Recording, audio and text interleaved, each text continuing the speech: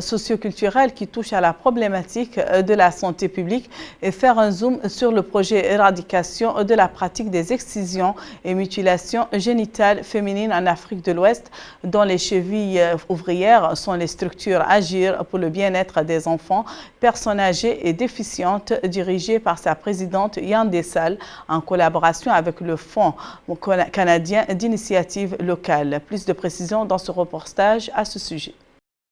En effet, comme vous le soulignez si bien, ce programme vise à bouter de nos mœurs culturelles le drame récurrent des mutilations génitales dans nos sociétés, notamment africaines et plus particulièrement en Mauritanie, où l'ABEPAD y a son attache et mène le combat sous l'impulsion du Fonds canadien d'initiative locale. Dans cette optique, le combat consiste, à travers le concept initié par ces deux partenaires, de mettre sur pied un plan d'action visant à former et à sensibiliser des jeunes filles et femmes mauritaniennes pouvant être des personnes ressources et points focaux en vue de les accoutumer avec le principe de la contre-argumentation culturelle. La formation a donc visé 40 jeunes filles lycéennes leaders sur les pratiques traditionnelles néfastes, dont les mutilations génitales féminines.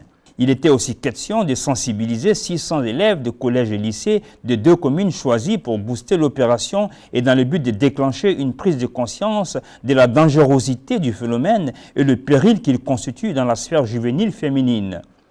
Après cette longue et fructueuse académie périodique mise en place dans ce sens, il était tout à fait logique et légitime d'en appréhender l'impact produit en la restituant à travers une assise, le travail abattu. À entendre toutes les filles leaders s'exprimer tour à tour avec enthousiasme à notre micro durant la cérémonie et vantant les mérites de ce concept qu'elles ont qualifié d'ailleurs de sacerdoce. Elles sont unanimes à dire que l'action est salvatrice pour la gente féminine. Et se sont toutes promises de servir de rouage dans le système mis en place pour freiner cette machine destructrice qu'est la MGF. En tout cas, il est temps, la situation est alarmante.